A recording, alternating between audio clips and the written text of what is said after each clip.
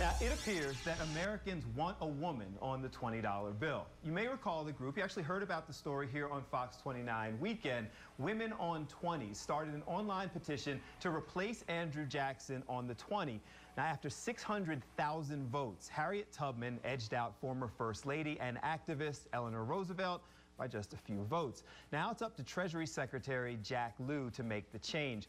The group is hoping that President Obama will use his influence to make it happen, but not everybody is happy with the choice. Actress Raven-Symoné's getting a lot of slack over the comments she made while appearing on The View this week.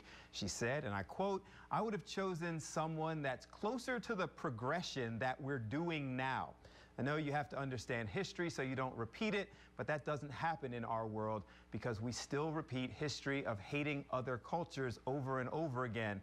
So I would choose a different one. No offense." I'm not exactly sure what that means, Raven, but we'll dive into it. Social media blew up, had a lot of comments. Eric writes, "Tubman risking her life, bringing slaves to freedom and returning to retrieve more. Well, if that isn't reason enough to honor her and put her on a $20 bill, I don't know what is." But Deborah follows up. She says, "Was Harriet Tubman a president?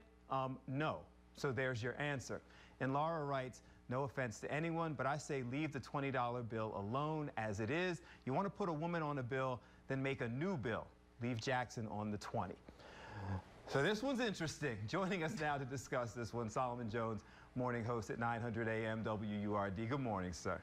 You know, I don't even know where to start in terms of the ignorance. I think that in terms of what Raven-Symoné said, she wanted Rosa Parks, and there would be no Rosa Parks if it weren't for Harriet Tubman. Harriet Tubman was not just somebody who returned to the South again and again to emancipate enslaved people. She was also somebody who served as a nurse, as a scout, as a spy, as a cook in the Civil War. Her husband was a Civil War veteran. So she literally put her life on the line for this country. There was a $40,000 bounty on her head. And so Harriet Tubman, if you're going to put a woman on the $20 bill, if we're really about liberty and justice for all, then Harriet Tubman is an obvious choice. She is one of many obvious choices because women have contributed to this country from the very beginning, and Harriet Tubman is a great choice. And I just want to talk about the whole president thing.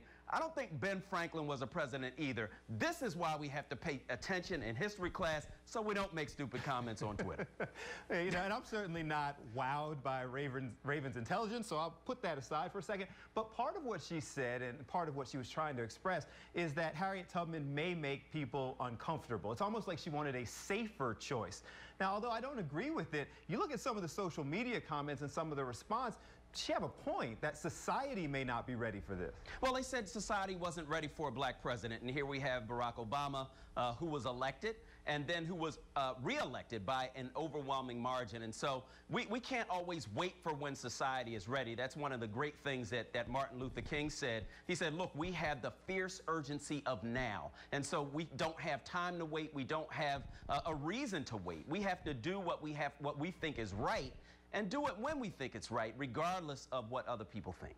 You know, branching off just a little bit, the implication she had, Harriet Tubman aside, is asking the question of whether or not this country is ready for a woman on a $20 bill or a woman on any bill. Do you think we've advanced that far?